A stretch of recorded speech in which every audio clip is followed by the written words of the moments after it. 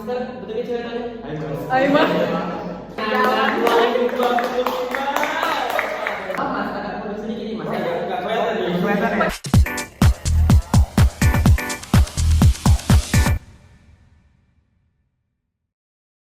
Yo, what's up guys? Kembali lagi di Hinata Podcast. Tempat kita bahas budaya Jepang tapi tetap chill dan santai ala anak SMA.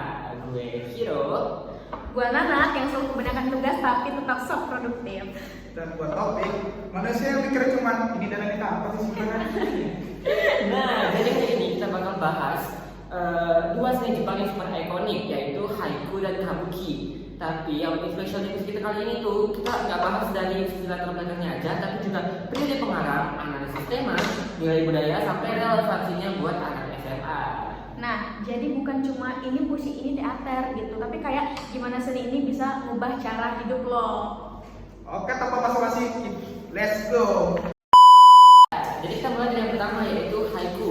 Haiku itu adalah puisi periode Jepang yang cuma berisi 17 kata dengan pola 575. Kedengarannya simpel tapi maknanya deep banget ya teman-teman.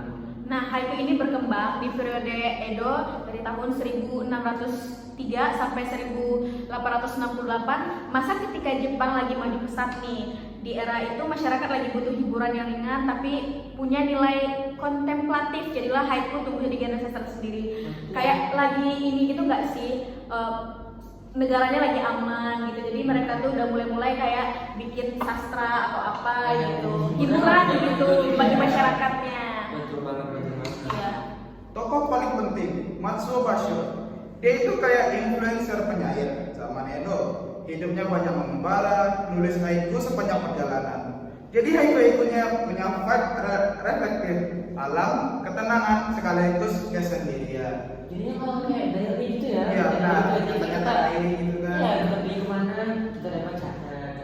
Tak Iya. ditemukan gitu. Iya, bener banget. Nah, juga nih teman-teman, konteks ini penting banget karena haiku itu sebenarnya salah satu respon dari Basho terhadap kehidupan yang serba berubah nih, sama kayak kita anak SMA yang lagi dari arah hidup. Iya. Tapi versi 1600-an gitu. Ya kayak dramatis gitu nggak Bener sih? banget. Ini orangnya kemana? Ini arahnya kemana? Oke. Ayo arahnya kemana?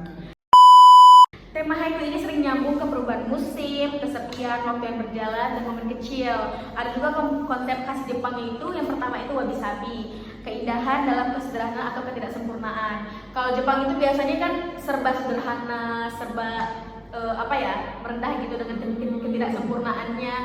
Dari kayak arsitekturnya, mulai dari kesenian itu melambangkan kesederhanaan banget. Nah, yang kedua itu monono aware, perasaan sadar bahwa semua hal itu sementara. Nah, yang kayak aku bahas tadi, kalau di Jepang itu ya mereka itu kayak merendah, terus mereka sadar bahwa ini nggak selamanya lo memiliki gitu. Yang keren dari haiku adalah dia ngajak kita buat sodor.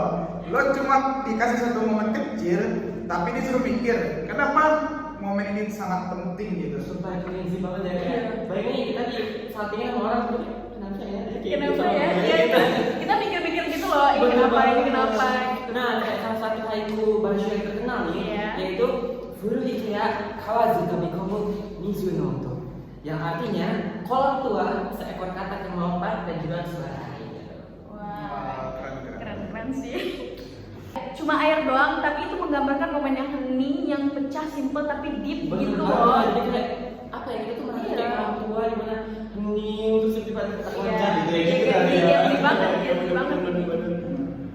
Nilai budaya yang muncul dari haiku itu kayak pertama. Maaf mas, agak mundur sedikit nih mas, nggak kelihatan nih. Kelihatan ya? Makin lama Iya, hilang. kalau masih menghilang nih. Ini hasil. Nah, kan kita geser lagi putar-putar.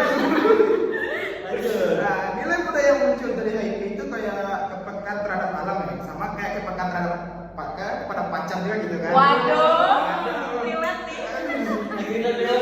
Iya, relate banget. Kedua hidup sederhana. Ketiga, mindfulness ala Jepang. Keempat, refleksi diri.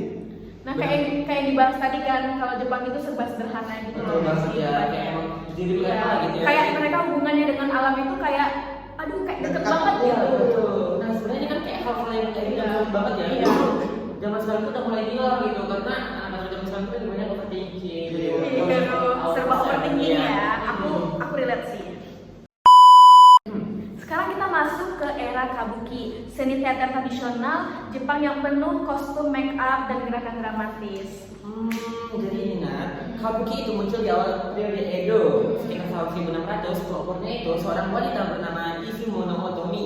Maaf Okuni. Dia bikin pertunjukan teater yang campuran drama, musik, dan tari, dan benar-benar waktu itu kayak langsung pecah gitu loh, kayak semua orang suka dan hype banget Ya, gitu. cewek keren sih kalau ciptain suatu hal yang kayak gitu, gerakan tubuh. Karena emang dia cewek itu kalau detail gitu ya, Iya. kayak dia merhatiin detail itu, jadi kayak emang waktu orang nonton itu satisfying gitu. Iya, pokoknya soal keindahan itu kasih ke cewek. Boleh ya, boleh maksudnya ya. Tapi beberapa dekade kemudian, kabuki dibatasi dan hanya dibolehkan diperankan oleh laki-laki. Dari situ lahir peran Onagata, aktor laki-laki yang spesialis memerani karakter perempuan. Detail banget, sampai suaranya, gerakan tangannya, semuanya dipelajari. Kalau kayak sekarang tuh kayaknya kalau kita nonton sekarang itu mode-mode itu dari Iya, kayak gitu nggak sih mirip-mirip kayak itu. bener kayak apa ya, jadi seorang wanita gitu, sebenarnya kecil ikutin juga Iya. gitu. Lucu Pakai banget. tangannya gitu kan. Gitu. Tapi kalau sekarang kayaknya suaranya agak udah keren ya, bener Iya. ya. Kadang ketemu pakai masker, betulnya cewek tadi. Ayo, Mas. Oke. Kabuki lahir dari konteks sosial kota-kota besar Jepang yang ramai dan masyarakatnya butuh hiburan dan dramatis, penuh konflik dan emosional. Yang kayak kita bahas di awal tadi loh. Yang masyarakatnya itu udah mulai gitu, sesuatu yang emosional, yang menghibur gitu. Jadi kayak misalnya nih mereka lagi ngerasa ini Iya. di dalam sastra bisa nggak jadi sebuah kabuki teater gitu atau pemberontakan gitu ya. Kayak penyampaian itu nggak sih melalui sastra, Iya, keren betul sih. sekali, betul sekali. Nah teman-teman, jadi tema kabuki itu benar-benar relate banget nih sama kehidupan kita sekarang. Contohnya itu ada konflik keluarga, cinta terlarang, kehilangan, pemberontakan, kehormatan, dan juga bahkan sampai ke pengorbanan. Kabuki juga punya nilai budaya kayak chugi yang artinya loyalitas. Kedua, giri versus ninjo yang artinya kewajiban sosial versus perasaan pribadi. Ketiga, kehormatan diri. Keempat, konsekuensi moral. Emang benar-benar deep banget ya. Iya, emang Iya. gitu, emang kayak ya Gen Z gitu lah. Iya. Nah, gerakan tubuh yang besar, makeup yang kumadori, yang bold gitu, dan musik sasimen bikin kabuki jadi seni visual yang megah banget. Tapi di balik itu bisa kita selalu nyentuh sisi kemanusiaan. Kayak kita tuh dimanjakan dengan visual tapi nggak lupa ada pesan di dalam. Iya, ada pesan di dalam itu. visual. Jadi bahkan kayak bentuknya itu walaupun tradisional, tapi emosinya itu emang terasa banget buat anak-anak modern sekarang gitu. Kayak Iya. kita bingung milih ego atau tanggung jawab, cinta atau logika, terus juga teman atau masa depan ya benar-benar cocok nggak buat masalah anak-anak usia Iya. muda sekarang ya. Penyampaian itu kayak dari kode-kode gitu loh. Betul. Kayak dari Mungkin kalau kita bingung, mungkin kita nonton tuh kita membuka gitu hatinya kayak, Iya. oh seharusnya begini nih. Iya, gitu. harus begini gitu. Jadi pembelajaran juga. Iya. Oke, sekarang kita masuk ke bagian terpentingnya. Emang apa hubungannya haiku dan kabuki sama anak SMA?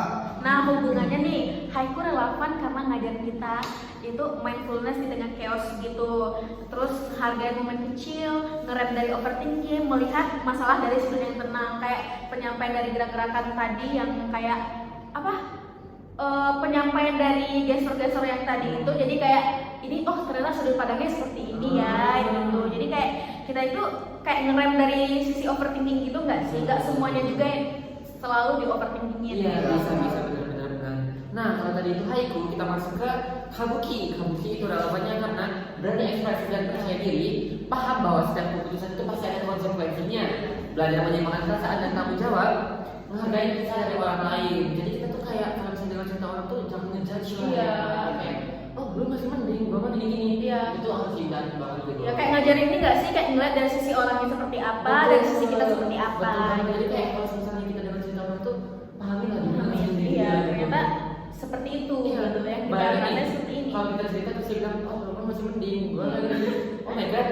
Itu nggak boleh ya guys. Iya, Nggak boleh. Itu nggak Ketika boleh. orang cerita itu nggak boleh. Iya. Kalau dibandingin gua mah seperti ini. Orang itu kan cuma kayak itu bagian pengungkapan dari diri mereka kan. Betul banget, betul Iya, banget. nggak boleh. Itu nggak boleh ya. Sebenarnya dua-duanya juga ngebangun kultural literasi, kepekaan terhadap seni dan budaya. Ini penting karena bikin kita jadi manusia yang nggak cuma pintar akademis, tapi juga pintar ngerasain hidup gitu. Nah, itu dia, boleh Iya. jadi kenal dari orang lain, kita jadi paham ya apa Iya. perasaan dari orang lain itu. Jadi kita kayak nggak jadi orang kalau dalam lingkungan tuh ada tuh rasa pareso. Oh, Ya. rasa pareso. Jadi Iya. orang rasa pareso gitu. Oke, jadi kayak kita itu ngelihat juga ternyata aku nggak seberapa juga ya. Ternyata mereka bisa menghadapinya gini, artinya aku bisa juga menghadapi. Betul banget. Jadi kayak kadang kita mendengar cerita orang tuh kayak Iya. Jadi baik bukan kita bersyukur di atas penderitaan orang lain ya, tapi kayak oh my god, berarti Allah masih kasih hidup gue masih mending lah iya. gitu. Satu lagi nih guys, kalau misalnya kalian ngerasa kayak rasanya tuh yang mereka cerita tuh rasanya lebih berat hidup kita. Jadi kita tuh kayak oh ternyata aku hebat ya, aku bisa ngadepin Betul ini banget. sendiri. Jadi kayak jangan langsung ngejudge gitu karena apa ya, toleransi rasa sakit dari seseorang itu berbeda-beda gitu. Kalau temen-temen nih ada nggak sih kayaknya cerita kayak yang boleh dibagiin kalau misalnya kayak lagi ngerasa oh my god gue lebih beruntung gitu dari orang lain gitu Kayak apa sih? Contohnya kayak gimana sih? kayak misalnya nih Nana di sekolah gitu kan kayak ngeliat orang yang jumpa dan belajar tapi nilai masih rendah gitu kan kayak Nana udah coba juga tapi alhamdulillahnya masih bagus gitu. Oh iya. Pernah sih ngerasa kayak gitu di posisi-posisi yang kayak gitu. Jadi kayak setelah kita misalnya kayak mulai peka nih terhadap sekitar, jadi kita ngerasa kayak oh ternyata nggak seperti ini juga ya, nggak apa ya? Iya, bener banget. Pernah. Yang pentingnya pokoknya jangan berhenti berusaha gitu kan. Harus jalan aja dulu. Kayak ya kalau misalnya hidup kita susah dipikirin makin susah ya ujungnya Ujung-ujungnya udah meninggal aja. Iya, karena hidup itu guys, hidup itu kayak apa ya? Emang kita takaran masalahnya itu masing-masing ada. Tapi kalau misalnya kita kayak hari ini sedih gitu, ya udah kita boleh sedih hari ini aja, besok kita bangkit lagi karena hidup tetap berjalan walaupun sehancur-hancur apapun dunia kita, hidup tetap berjalan. Hidup tetap berjalan. Walaupun ibaratkan sekarang nih, ibaratkan kita mungkin ya kalau misalnya amit-amit misalnya kita ke apa ditinggali seseorang gitu, mungkin kalau di era pasangan yang sekarang ya kita galau, kita ini ya, iya ibaratkan dia ya kita gini ya, kita itu kayak menghadapi masalah itu sesuai kita gitu. Kalau misalnya kita mengalami itu hal yang berat banget, itu bakal berat banget guys. Tapi kalau itu kita menganggap ringan gitu, oke sekarang oh ini yang terjadi sama aku akan belajar ke depannya, aku bakal jalan lagi. Pasti akan lebih baik besoknya gitu kan. Iya. Boleh kita sedih tapi jangan sampai berlarut. Iya benar banget. Oke guys, jadi itu pembahasan kita hari ini, haiku yang tenang dan kebuki yang heboh banget, tapi sama-sama punya makna yang dalam. Nah, dari hal kecil sampai drama besar, seni Jepang tuh Ya. emang punya cara tersendiri gitu buat bikin kita refleksi diri, apalagi ya di masa-masa anak SMA yang rasanya campur aduk banget gak tahu kemana gitu ya. Makasih udah dengerin Anakku Podcast. Semoga kalian dapat insight buat tugas atau buat hidup lu sendiri. Semoga ketemu di episode berikutnya. Bye.